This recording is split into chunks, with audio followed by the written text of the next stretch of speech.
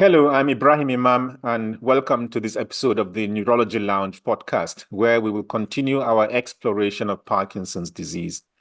The last episode on this subject was titled Quickening, Speeding Up the Basal Ganglia. There we explored the treatment approaches to the disease. In this episode, I'll be speaking to Andrew Lees to discuss his adventures in exploring the treatments of Parkinson's disease, as he narrated in one of his memoirs titled Mentored by a Madman, the William Burroughs Experiment, published by Notting Hill Editions. This was published in 2016, and it explains his unlikely association with the author of Naked Lunch and his curiosity to find neurological cures. Andrew Lees was born on Merseyside, and that's an important thing to mention, and is a professor of neurology at the National Hospital, Queen Square, and University College London. He is in the top 3 most highly cited Parkinson's disease researchers in the world, and included in Thomson Reuters' 2015 list of the world's most scientific minds.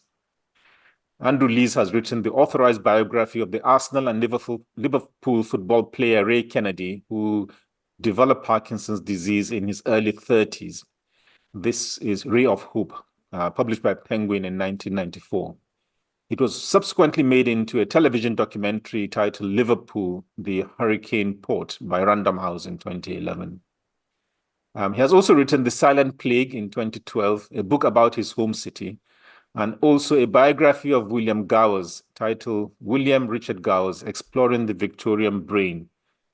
Another book, Brazil That Never Was, is an investigation of Sodada, published by New York Review of Books in the United States.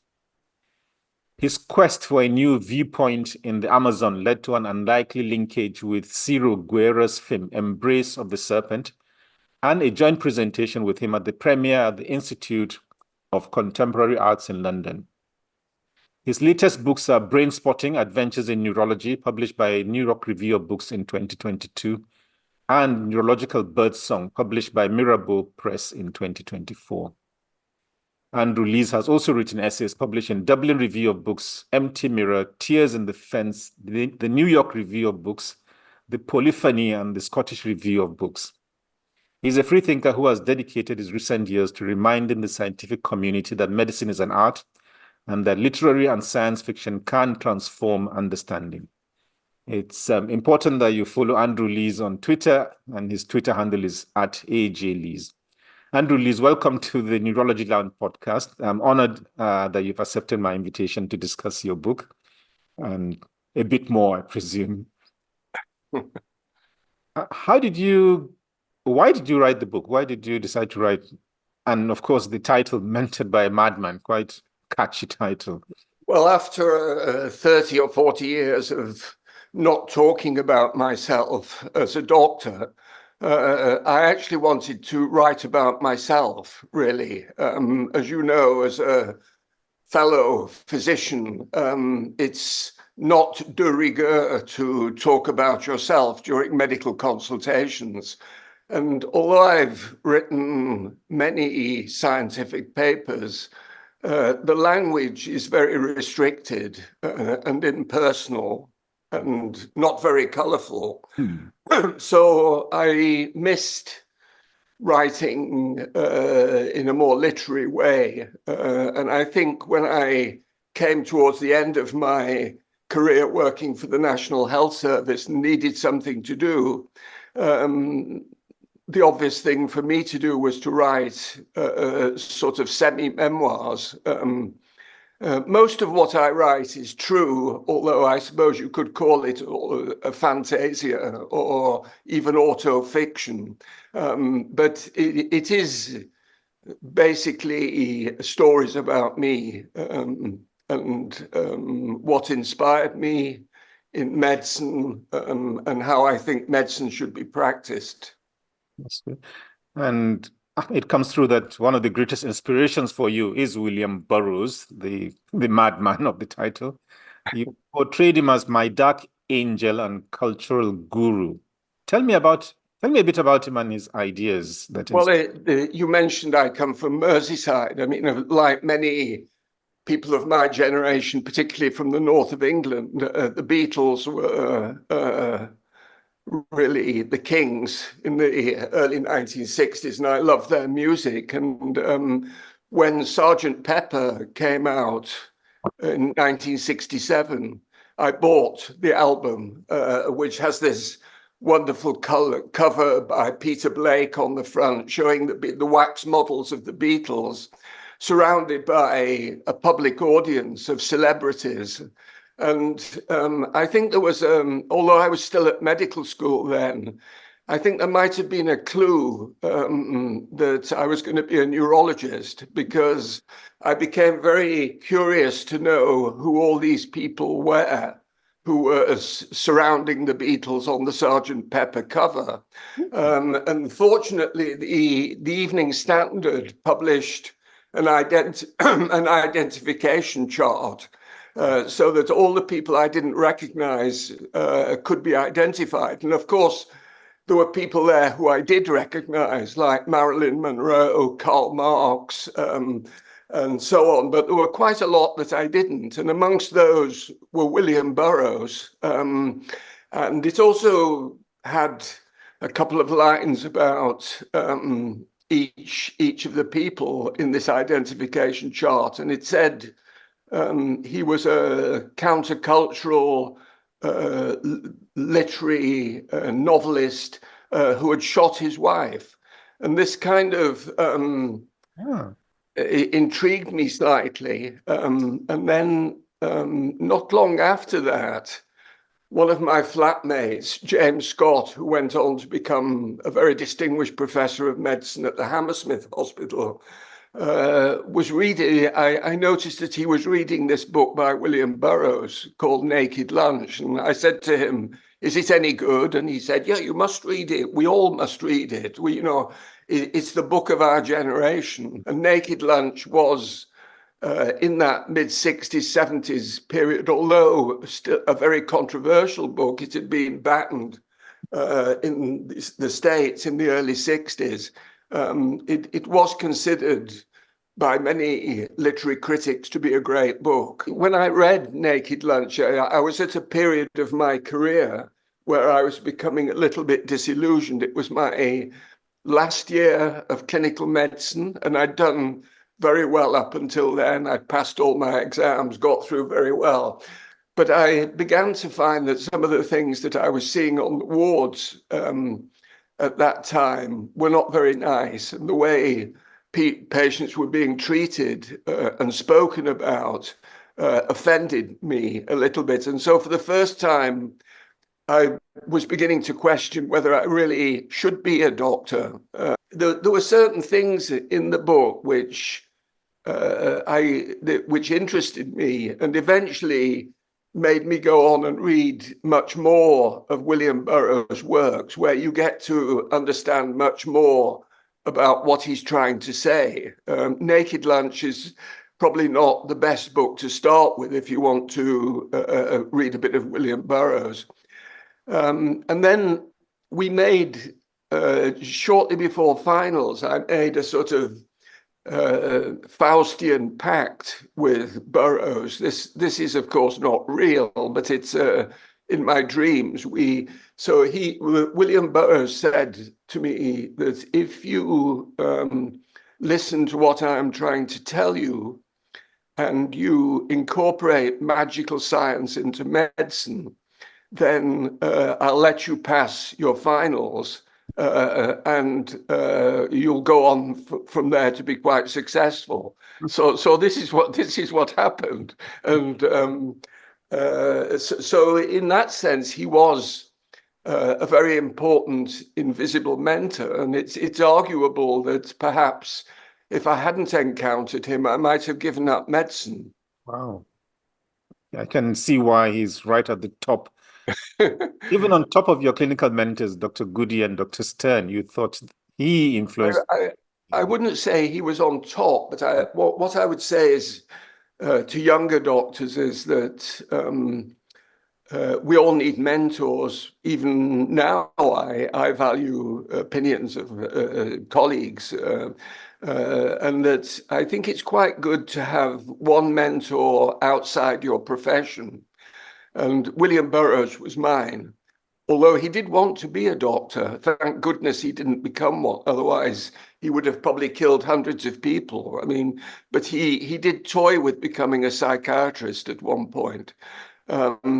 So I wouldn't, Ibrahim put it quite like that he sort of superseded them, but he certainly complemented what I learned from my medical mentors.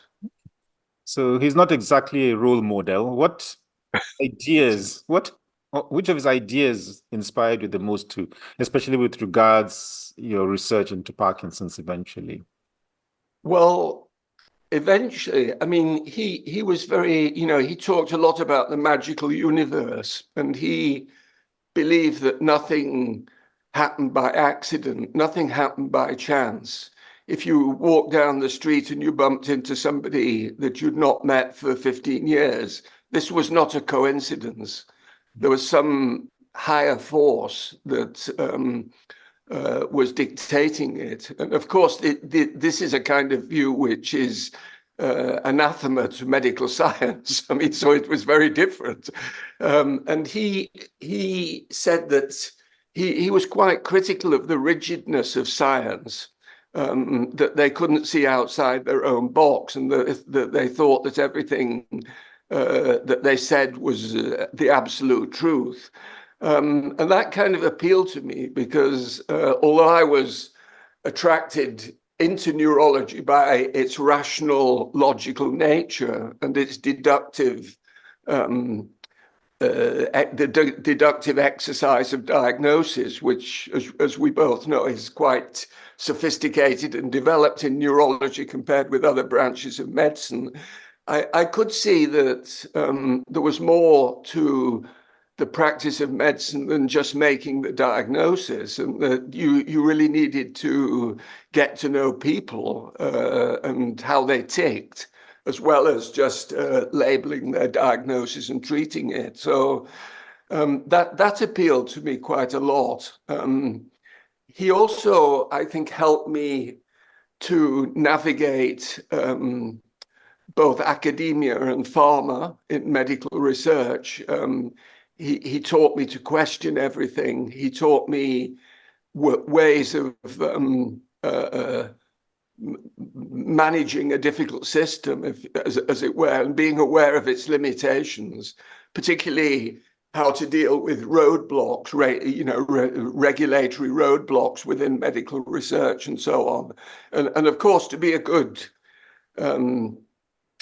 scientist, I think you have to have a slightly psychopathic component just to deal with the system. And of course, you have to believe in what you're doing. And of course, from that point of view, he was an expert in that. So those sorts of things, how to be skeptical about things which are told us as absolute truths, helped me. He also helped me, I think, because he was a great self-experimenter. And when I started in medical practice, self-experimentation was still quite acceptable. We didn't have ethicists saying to us that it could be dangerous and that you shouldn't put yourself at risk. It seemed to us at that time that the most ethical thing to do is if you were going to do something to a patient, why not do it on yourself first? And if you're going to order a PET scan, you should have one yourself first, to see what it's like. So he of course, his experiments were mainly with psychedelic and other mood and mind enhancing drugs, but he did report in a sort of scientific way exactly the effects. And if you want to learn about what it's like to be addicted to anything, I think I learned so much more from reading Burroughs' works, Junkie, his letters and so on, than I've ever managed to get out of reading standard medical texts of drug dependence. So he really was very clear about how drug dependence occurred. He described certain phenomenon that it took psychiatrists quite a while to discover later. So that, for example, if you start on heroin, you don't get hooked until you've been taking it for several months. But once you go back on it, you're hooked within the first injection. So, the first priming can take several weeks, but once you've been primed, the next time you go back, you're back on it. And this is, of course, something we all know about drugs now, but he described this really very clearly. So I got so much out of him in different ways. And of course, his experiments with psychedelics, which later I came to towards the end of my career, when I had the opportunity to visit a shaman in the Colombian jungle and take yagé, which was a very positive experience for me. Did that translate into therapeutics, that experience? Well, we are doing it. It's taken a long time, but we are doing yagé, or ayahuasca, as it's more commonly called, is a mixture of two plants. One called the devil's vine, which is a twiner which grows around trees and contains a monoamine oxidase type A inhibitor called harmine. And it's mixed with leaves called chacruna, Psychotria viridis, which contains dimethyltryptamine. So when you mix these two together as a concoction, you get these very powerful psychedelic effects. But we've been, and as you know, there's a great deal of work going on in psychiatry, looking at these drugs as treatments for post-traumatic stress, for depression, end-of-life care, and so on. And it's likely that psilocybin will be marketed for depression, but we're trying to look at the devil's vine, not the combination of the two, as a possible treatment for Parkinson's disease, because of it's a monoamine oxidase inhibitor, and there may be other ingredients in it too. So yeah, but it had effects on the. I felt at that time, I was in my 60s, early 60s, and I felt that I was treading water a little bit as far as medical research was concerned. I'd kind of run out of ideas, and I'd become very rigid in my thinking, as many professors are. We think we know everything, and anything outside our everyday experience is not true. So I think taking this drug opened up new vistas. It broke down barriers. And I would actually, if anybody asked me which group of people would most benefit from psychedelic drugs, I would probably say aging university professors.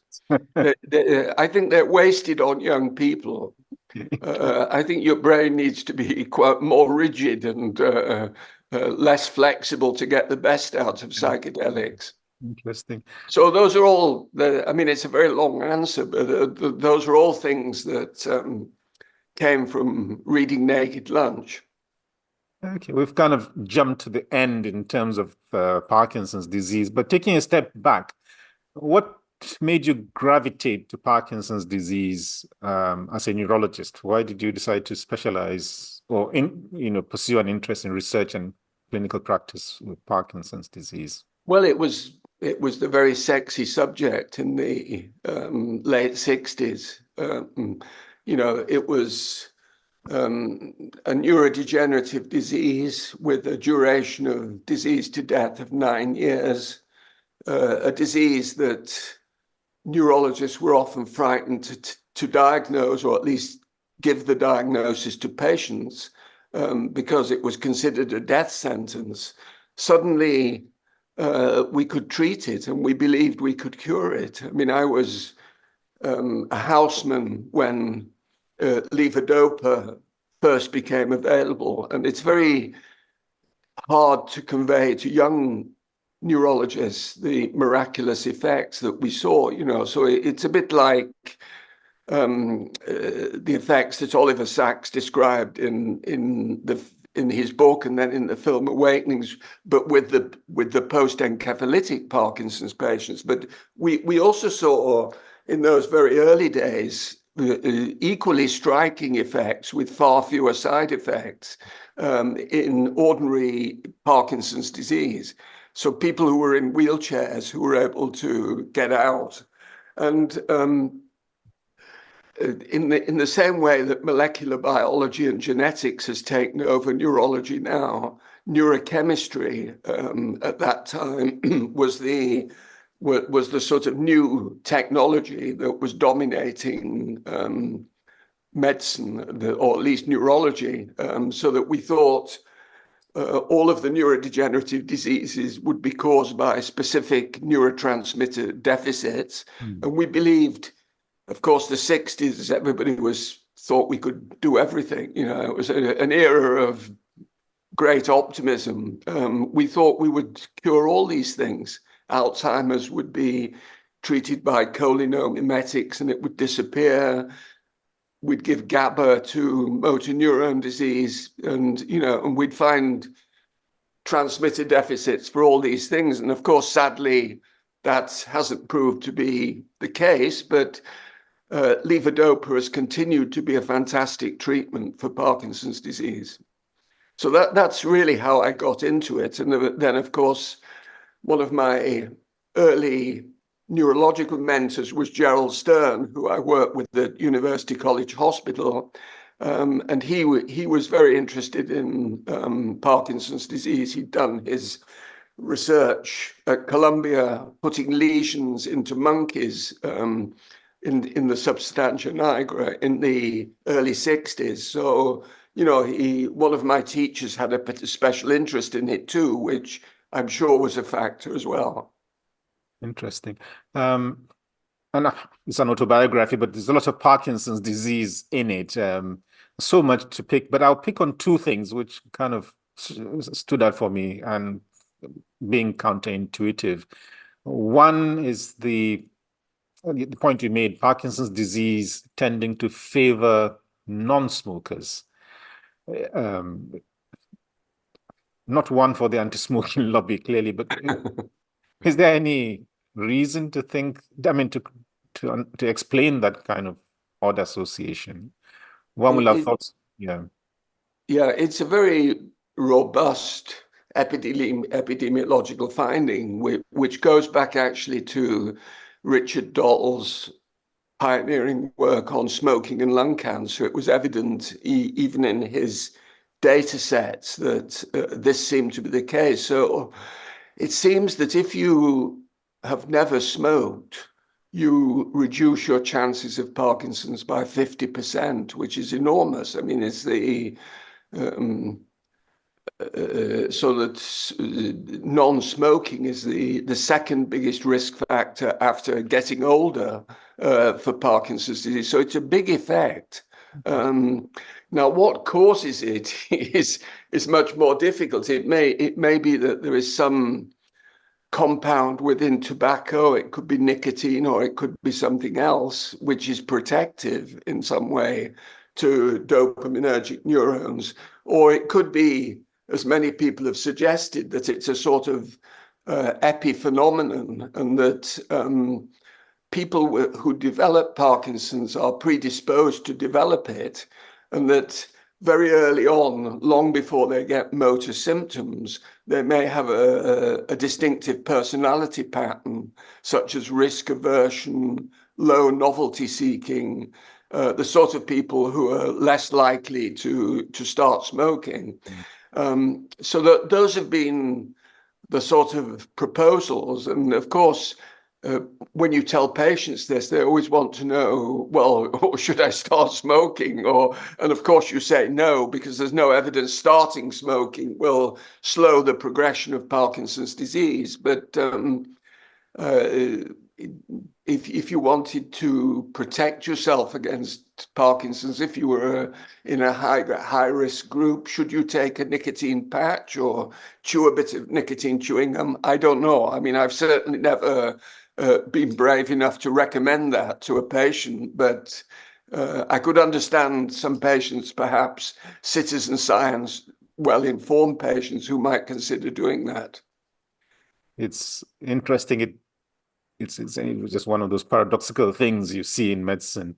So you referred to Oliver Sacks and his use of L-Dopa in people with post-encephalitic Parkinson's disease. And then you got involved in that. You tried, I think, a dose of up to about 3 grams a day, quite big. Was that the kind of dose that was? Yeah,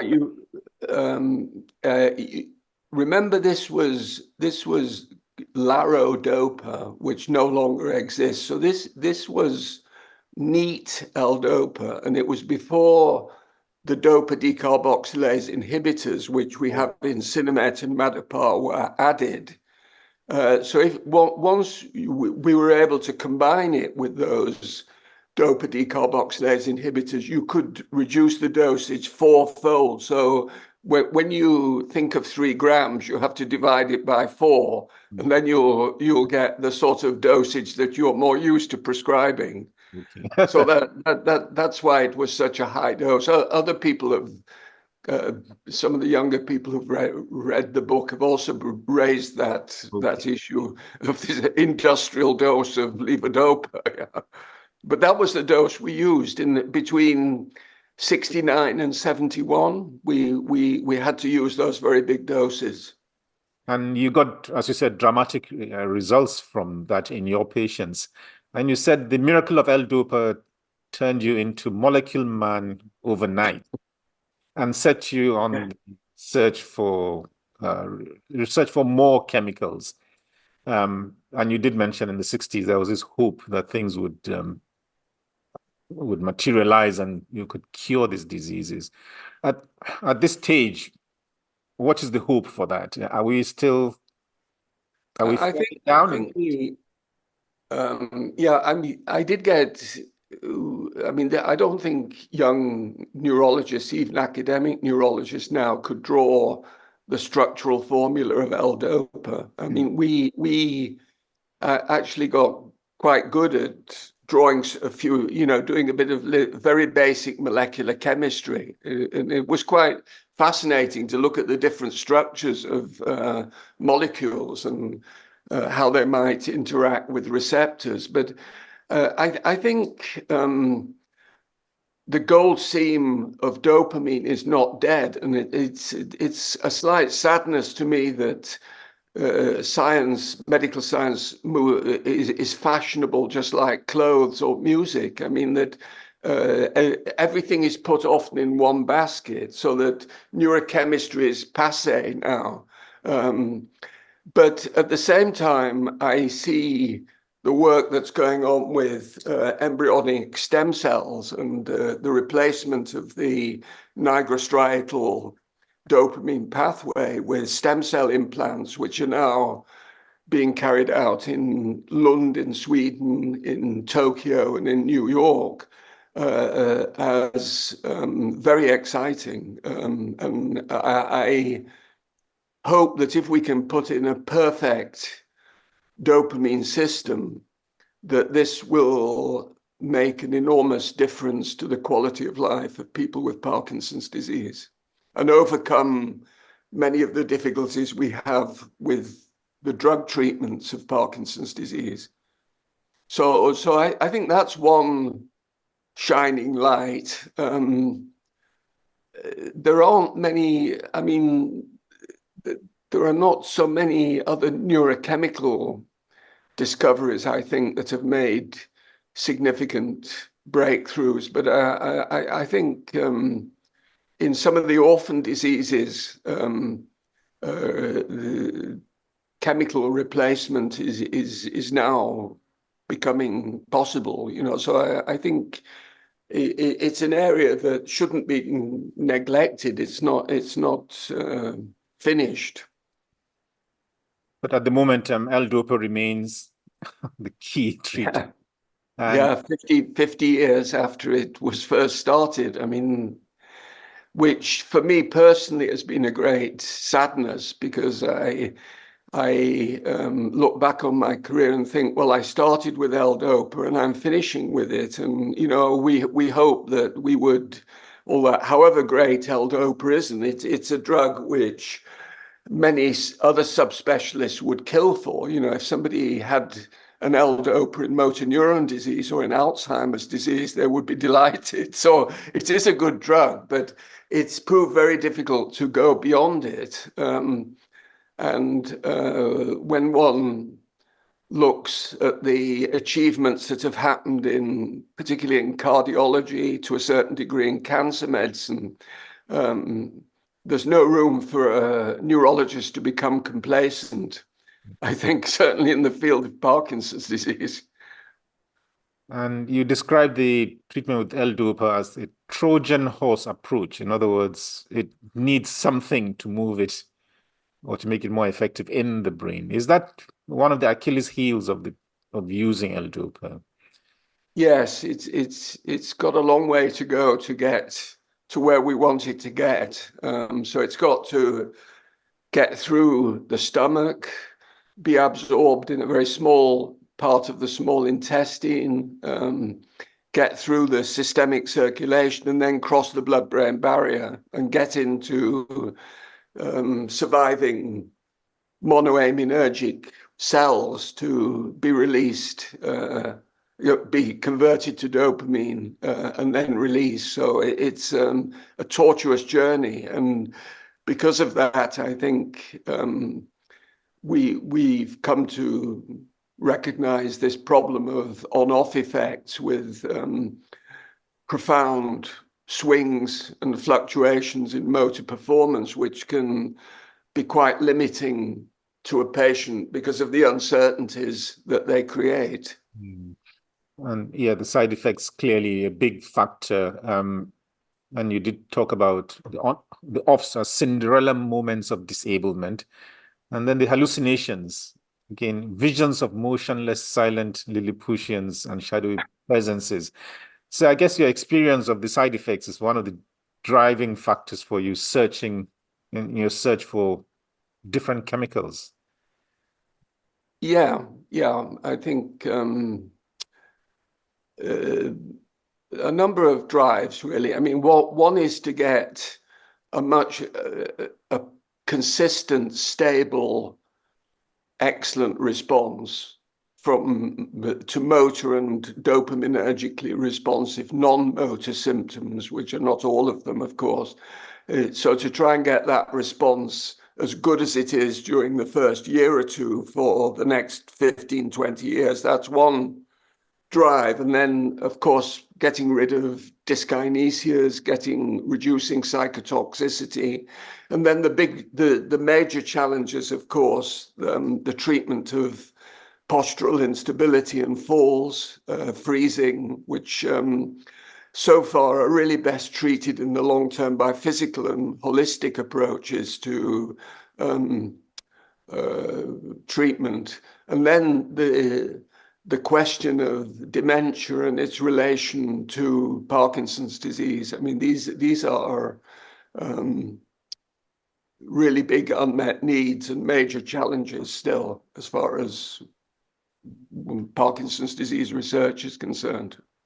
Were you driven by the search for a neuroprotective agent? I know that's perhaps one of those ideals of treating Parkinson's, if we can get something that protects the brain. Was that a driver in your research? I think a driver for my research was really to try and understand, obviously, a bit more about really what causes it. And I've always been, and still am, very skeptical with all the neurodegenerative diseases that this accumulation of proteins, aggregation of proteins, is the primary cause of disease. I think this is a waste product. It may even be protective. So I'm very skeptical about the amyloid busting drugs, and what will come is the synuclein busting drugs. because I don't think these are responsible for the symptoms. I think they're just a reaction to whatever metabolic process is going on underneath. And actually, I think that, there might be a deficiency of soluble amyloid and a deficiency of synuclein caused by loss of nerve cells. So actually an alternative approach, which at least should be tested, is to try to actually not get rid of the amyloid, but to put soluble amyloid into the brain, which of course is not easy. It's not easy to do that, but it should at least be tested, because we know that the anti-amyloid drugs, even if they have a very slight effect, they're certainly causing brain volume shrinkage. The ventricles are getting bigger. So what do? Do we just ignore that as being insignificant? I'm not sure. So yeah, I mean, so I think the cause is still a very important driving force. I think, of course, as you know, Ibrahim, when we talk to patients, I mean, patients want a cure, and then you, of course, have to ask, what do they mean by a cure? Well, actually, what they mean by a cure is to stop them falling over, for example, or to get rid of the tremble in the left hand. They don't really care if there's an underlying disease process that's grumbling on, so long as we can get them back to how they were. So I think this kind of neuroprotection, disease modifying, of course it's fine, but the terms have been slightly subverted by scientists to a degree. So I'm very much into relief of symptoms, complete relief of symptoms, even if I haven't modified the disease process very much. Care over cure, obviously. Yeah, exactly. That's probably what the way I'm trying to say it. Yeah, I stole it from someone. yeah. And one of the alternatives to L-Dopa you looked at quite early on was Bromocryptine, I think. Was that the first dopamine agonist used in Parkinson's disease? Yeah, well, it was the second. There was one called Piribidil, which had a very short lifespan just before that. They're both, in fact, the early dopamine agonists were all derived from ergot, the rye fungus. So they have, Bromocryptine has a structural formula very similar to LSD, the psychedelic, which is also an ergot derivative. But it was found to have dopamine receptor stimulating properties. And I was very fortunate I was a research fellow with Gerald Stern at that time. And we were amongst the first in the world to use it. So it was, and it worked. So the 80s, 70s, 80s were a golden time for new treatments coming onto the market for Parkinson's. Of course, none of them really shone above L-Dopa, but nevertheless, there were treatments that were efficacious and came onto the market. So I often feel sorry for my fellows now who are trialing new drugs, and so many of them end up negative, without any results at all. So we had a lot of luck in the period I was doing my pharmacological research, and Bromocryptine was one of the first drugs, and it was used for 20 years. It's probably still used in some places, but because of the side effects of ergot, particularly pleuroperitoneal and cardiac fibrosis, and occasionally we saw cases of actual ergotism with peripheral circulation failure with white hands and so on. It was replaced by the non-ergoloid agonists, pramipexole, ropinirole, and the group and rotigotine, which most people are now using. And you recognize as early as when you are using bromocryptine, this tendency to pleasure seek, gambling, sexual addiction. But it took a long time for the medical community to accept that. Yes. Yes, yeah, including me. I must have missed it hundreds of times, which is a great lesson for all of us. Another lesson which I learned is that, I'd been using amantadine for years as a mild Parkinson's drug, which was said to sometimes help fatigue, and it worked synergistically with L-DOPA. But I'd never noticed that it had antidyskinetic properties. And, it was 20, 30 years after it had been introduced to treat Parkinson's symptoms that people noticed that it also had antidyskinetic effects. So, or even though we all consider ourselves to be very sharp clinicians and good observers,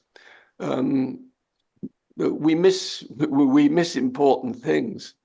And I think we only register what we want to hear. And the big danger is that we only register what we already know, so that if we're not open to patients telling us new things because they don't fit in with our preconceptions about what is right. And it's taken me a long time to learn those lessons. It didn't come easy. It's easier to explain away things. Yeah, exactly, as a one-off or, or not relevant or, and yeah, I mean, I'm sure patients must have told me that, there were compulsive shopping or gambling before it really registered that this was a serious complication. I mean, it actually, I think when we reported dopamine dysregulation, there were already a few reports of pathological gambling, but what hadn't been reported with L-DOPA was that some people were using it as a drug of addiction, or in the same way as a drug of addiction, so that they were severely overusing it, using industrial doses, and that they were actually describing highs. When they took the drug, they felt high, like taking cocaine or amphetamine, and that had not been recognized. That there was particularly in young patients, there was a subversion of the normal dopamine circuits by overuse of medication. And I don't think it's very common, but when it happens, it's catastrophic. Wow. And then you talked about self-experimenting, and one of those you experimented with was L-Deprenyl, something that was sent to you by somebody who thought it had the potential as a psychic energizer and tonic. What did it do that to you when you took it? Right. So a report had come out from Austria in the early 1970s by Walter Birkmeyer, who was one of the first people to use L-DOPA and show that it worked in the early 60s. And he had obtained this drug called L-Deprenyl, which is now known as selegiline, from a Hungarian chemist called Joseph Knoll, who had been working on animals with it and had shown that it increased the longevity of rats, so that he was kind of claiming that it was the elixir of life, and that he'd been taking it himself for several years, and he got quite a lot of publicity. Were pictures being taken of him looking superbly fit at 65 years old, skiing down mountains and all sorts of things. so we were interested in it because it was shown to be, at that time, it was discovered by chemists that there were two types of monoamine oxidase. There was a type A and a type B. So all the monoamine oxidase inhibitors that had been used in the 50s and 60s to treat certain types of depression were non-selective. So they had type A and type B they were mixed inhibitors.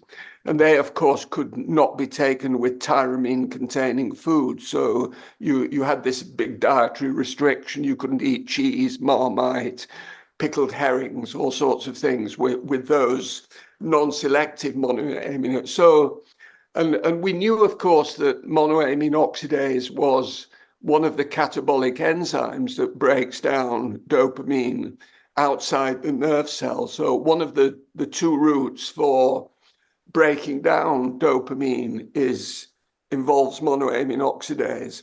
The other one involves COMT inhibitors, COMT, which is also now a treatment for Parkinson's disease. So, the neurochemistry suggested that if you could prevent the breakdown of dopamine in the brain with a selective monoamine oxidase inhibitor type B, which would be safe without dietary restriction, you might get beneficial effects. So, the drug was the first of its type as a selective monoamine oxidase inhibitor. So at that time, I was doing research with Merton Sandler, who was a chemical pathologist working at Queen Charlotte's Hospital in London, which was actually an obstetric hospital.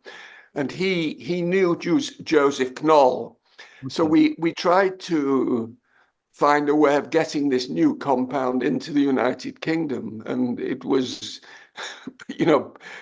pre-drugs being smuggled through on the internet sales and so on. So we couldn't get the official approval to get Deprina without a huge wait. And, in science, you have to move quickly. Otherwise, somebody will do it before you. So Merton went over to Hungary with one of those big 60s Gamex Max that Harold Wilson, the Prime Minister, used to wear. And one of the advantages of those Macs is that they've got very big pockets inside pockets. So he went over there and he came back with this plastic bag full of this white powder, which he'd got from Joseph Knoll, and managed to get it through the British Customs. And we started then to work on it. And you can't even, when I tell these stories to young people, they can't imagine it. So, within a week of this powder arriving, we'd put it into capsules. Gerald, I think, had gone to see the head of the ethics committee at University College Hospital, who'd approved it immediately. No bureaucracy. Immediately through. And of course, there were pros and cons of this approach. People could have got killed, But so, and that's how. So we started we tested it on ourselves, and it had different effects on each of us, some of which are described in the book and you know about, but I'm not going to talk about here. But basically, it was like monoamine oxidase inhibitors are they do mood elevate and they do energize, and this particular molecule was broken down to small amounts of methamphetamine in the urine. So in fact, some of the energizing effects may not have been monoamine oxidase inhibition, but might actually have been amphetamine effects too. So we did trials with it and showed that it was an effective adjuvant treatment for the treatment of mild motor fluctuations. And I actually still use it now because I think it's more efficacious than rasagiline or safinamide, the two more recent monoamine oxidase inhibitors, which have become available. From my personal experience is that it's more effective than either of those two. So I still use that drug that we experimented with in the mid-70s and late 70s. Interesting. And then perhaps more than all the other medications, apomorphine seems to be the closest link to your name, I think, in treatment of Parkinson's. How did you get involved with apomorphine? Well, we were in the 80s.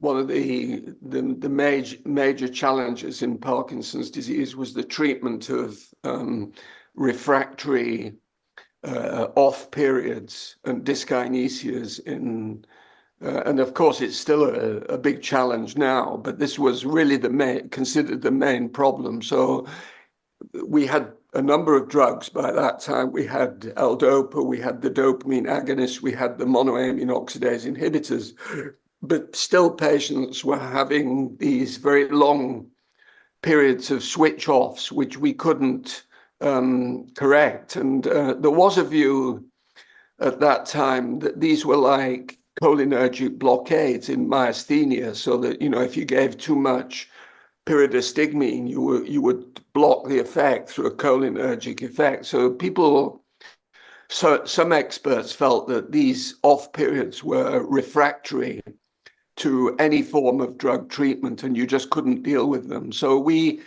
started to do challenges in off periods with water-soluble dopamine agonists, and the best one available, which we stole from preclinical work, was apomorphine, which by that stage was known to be a D1, D2, and D3 agonist, which was used by by basic pharmacologists as a prototype dopamine agonist. So, and it can be injected, so it was very good. So we managed to get, it was very difficult to get apomorphine at that stage, but we managed to get some from the Royal Marsden Hospital, who, I don't know, they had a small supply of it, which was being used as an emetic. I don't know why they kept it, but we managed to get hold of it because it wasn't easy to get.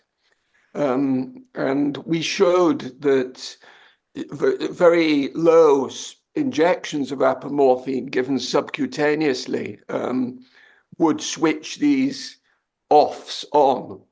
So we were able to show that it wasn't a cholinergic or a hyperpolarization blockade, but it was still amenable to treatment. You know, if you could find a way of steadily getting the dopamine receptor stimulated throughout the whole day, you could probably get rid of a lot of offs. And that led us on to, of course, how could we then continuously stimulate the receptors? And fortunately, as always, technology came to our rescue, because the palliative care and diabetic specialists were starting to use very clunky, like the early mobile phones, pump systems to administer drugs subcutaneously, morphine and insulin. So we were able to pinch these Graysby pumps, and we managed to get permission to use apomorphine as a, you know, it was quite a thing because it was not on the pharmacopoeia. It wasn't used, and its last use in medicine had been as an emetic. So anyway, we got permission to use it, and we put it in the Graysby pumps. And we also had another stroke of luck in that one of the problems with apomorphine had always been that it had emetic effects. And just at that time, domperidone, the peripheral dopamine receptor blocker, had become available. So we were able to latch onto that and pre-treat the patients with domperidone and reduce gastrointestinal complications. Actually, if you can keep people on apomorphine for more than a couple of weeks, you can get rid of the domperidones, because tachyphylaxis develops very quickly in the peripheral dopamine receptors. So that's how it started. And we published a paper in The Lancet, which would never be considered as to be accepted these days. It was an open label early trial with I think, I can't remember how many, but no more than about 15 patients, showing really dramatic results. I mean, it was people who had lost their independence again after gaining it with L-DOPA, had a second awakening with apomorphine. So the results were, again, dramatic. And that was how we got going. And then eventually we managed to interest a small pharmaceutical company who helped us to get it marketed and licensed. I mean, that's how it happened. So it was started as which is increasingly unusual now. It started as a university academic exercise and then translated into business and pharma. And one of the things I regret about the modern scene is that because of legislation and red tape, all the incredibly important clinical pharmacology that was done in the 80s and 90s, often on hospital wards. So the discovery of beta blockers, the discovery of the early antihistaminic drugs for peptic ulcers, all that work was done in university clinical pharmacology departments. And now we're totally dependent on pharma for our new innovations. And I think that's a shame and a pity, really. Well, the apomorphine story clearly shows you need to walk outside your silo. Otherwise, you wouldn't have known about the pump happening elsewhere. Yes, exactly. That's another. So you've raised another interesting thing. When my fellows start or did, I don't have any now, but the last ones, people like Alistair Noyce, when they came to join us and say, they used to say to me, what should I read about in preparation for my research? And I used to say to them in those last years, I used to say, read everything you can about type 1 diabetes mellitus, because everything that the diabetes doctors do, we do in Parkinson's disease 10 years later. And it's still true today, even with and of course, the increasing links with, the interest in glucagon-1 analog receptor analogs as a possible treatment for Parkinson's, and the slightly increased risk of Parkinson's disease in diabetics.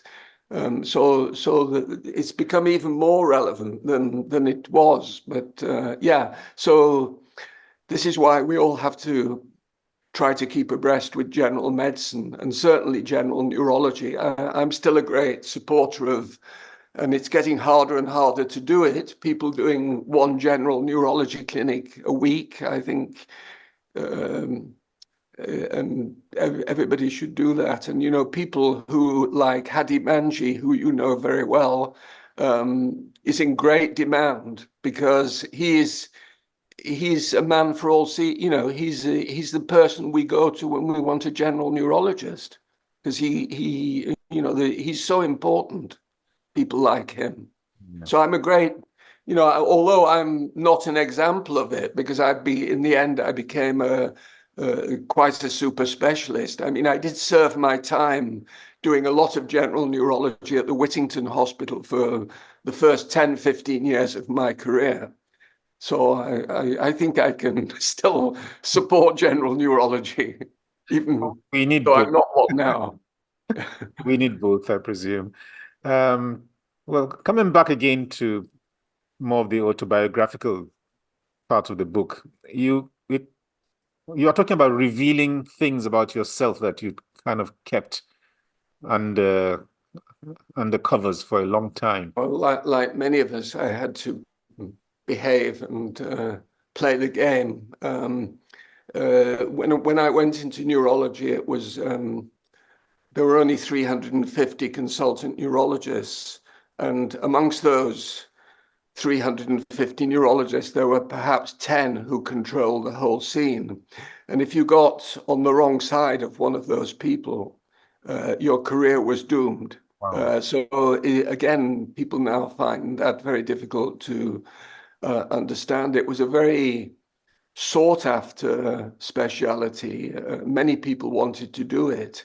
And a bit like cardiology at that time, there were not many cardiologists either. So that if you really had to be on the right track. And of course, you had to have pistons and supporters to help you. And in order to do that, you had to play the game and, be careful what you said. And Gerald Stern used to say to me, keep quiet as much as possible, and it was quite good advice, because navigating Queen Square, where there are literally a hornet's nest of people who could ruin your career if you got on their wrong side.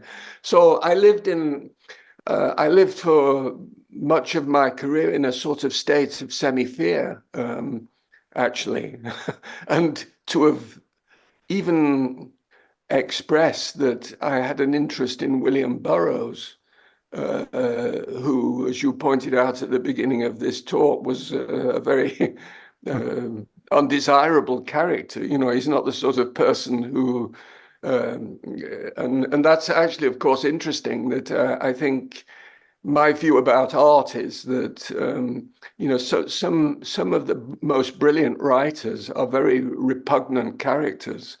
And I'm quite glad I didn't really meet Burroughs personally, but that doesn't detract from me being able to see the greatness of some of his writing. And it's a tricky area, so Louis Ferdinand Céline, who is a great favorite of mine, who wrote Journey into the Night, Journey Through the Darkness of the Night, was a vehement anti-Semite, a very unpleasant person. But his book is a brilliant book for me, and I try to, some people argue very strongly about this, that you can't separate the personality from the writing, but I try to. Anyway, that's a bit of an aside. So, it was a part of it. I suppose writing it in a way was I mentioned it to talk about myself, but it was also a kind of coming out, in a sense, telling people about myself, that and what I'd gone through in my career of Parkinson's disease research. It was a kind of confessional, in a sense. And the reaction to it, I was quite frightened about the reaction. And to my surprise, I got letters from people who I actually regarded as establishment figures. So, for example, Professor Comston, who was a contemporary of mine, and Professor Chris Kennard from Oxford, both of whom were, I felt, much more conventional than myself, and had been, done a lot of work for medical academia in British neurology. They both wrote to me very nice letters, and not spontaneous letters, saying that they'd read it and they'd really greatly enjoyed it. Okay. So that was a kind of relief to be not drummed out of the regiment, as it were, by my colleagues, because I mentioned in the book that one of the things I still love about medicine is the brotherhood, and I think the collegiality of medicine is something which we should cherish much more than we actually do. Doctors like to mix with doctors, and we like to talk about our experiences together, and I love that. And I would really have hated to be separated from that. But I was, I suppose, more chuffed to get some very nice reviews from distinguished writers who, because I thought, well, I don't even class myself as a writer. I might be a writer doctor, but I didn't really, I don't know what the definition of a writer is, but maybe it's just somebody who writes. But to get some acclaim from people who I respect in the literary world, for example, D.B. Pierre, I don't know if you've heard of him. He's a well-known Irish writer, D.B. Pierre. He wrote me a a very nice letter saying how much he'd enjoyed my book, and there are several other people like that. So that was really nice. Yeah. Good. And it got good reviews in literary magazines, so that was also good. No, it's a worthy. Yeah, I was chuffed about that. Yeah. Worthy. Um, well, we're here to talk about Mentored by a Madman, but I can't help but asking one question about Brainspotting, which is another classic, and it's kind of got a lot of buzz within the neurological community. And the key thing there was this philosophy of soulful neurology. I think that's kind of the thing you're trying to transmit. What is soulful neurology? I think the easiest way to describe it is that a patient is more than their disease. So that when you see somebody with Parkinson's disease, you want to know what they are, how they live, what their interests are. Basically what we used to call chat them up, so not just and I think one of the problems certainly younger doctors have is their concerns about boundaries. Yeah. That they feel if they go outside the very rigid boundaries involving talking just about the diagnosis, the treatment, that they could be in trouble, or there could be difficulties, or something could happen. And I think that's that's a pity that fear exists there, that they can't open up a little bit more. And each consultation that we have is time limited. If we're lucky, we have 30 minutes with a patient. Now, if we're going to spend 20 minutes of that analyzing a wearable or an app, or going through pre-visit questionnaires, there's not much time left to chat people up. And there's not much time left to develop a rapport and confidence. And, placebo effects, we all should optimize our placebo effect. And particularly in, areas like functional neurological disorder, where the first medical consultation is a window of opportunity to treat people and help people if you get it right. And it's not easy to get it right. So I think that's kind of what I'm talking about with soulful neurology. It's different from psychiatry.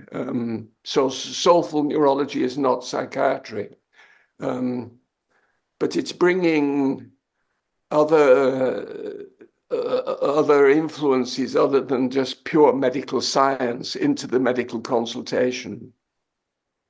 Well, I highly recommend that as well. It talks so much about your becoming a neurologist. Okay. Are there any books that you recommend that listeners can kind of explore either Parkinson's or the brain a bit further? There's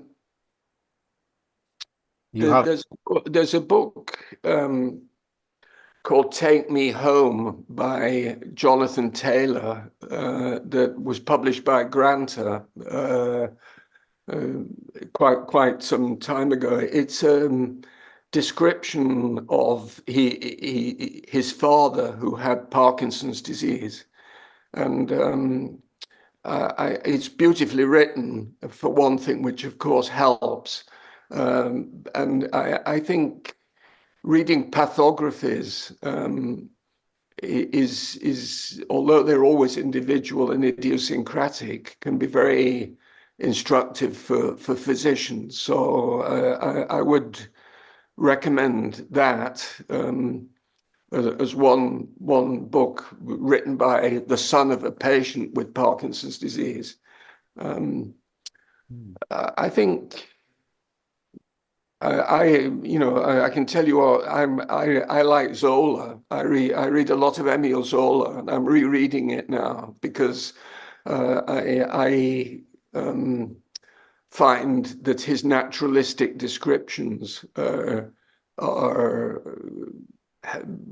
remind me of the narrative-based medicine, really. The way he can describe what he sees in words has been very helpful to me. And I think this is very important with a point from Brainspotting, that it's not just what we see, it's what we write. So, you know, if we can see things, but we can't describe them in writing to our colleagues or something, then it's part of it's lost. So, you know, we have to find words to fit with our eyes to write them down. And well, just going back quickly to my mentors, the other one, Bill Goody, said to me, look, it's obviously very important that you can present and communicate what you have found at the bedside to your colleagues, but it's equally important that you write it down. And he wasn't talking about medical legal aspects. He was really talking about the fact that to write down your findings is so important. And this is one of the great concerns I have about electronic health records, that they're boxing us into writing about what we want to write in very fixed ways and stopping us from writing certain things down that I think it might be very important to write down for the future. Okay. Andrew Lees, thank you very much for participating in this episode of the Neurology Lounge podcast. I enjoyed it thoroughly, and I'm most grateful for your time. And to my audience, thank you for listening or watching the podcast. If you have, after you've read Andrew Lee's books, you can check mine called Surfing the Brain. And if you want to check up anything neurological, I have a website called Neuro Checklist. And to make sure you don't miss the next episode of this podcast, why not subscribe to the iTunes, Spotify, or YouTube channels? But until then, thank you for your time. And thank you very much, Andrew Lees. I'm very Pleasure. Thank you for inviting me. Thank you.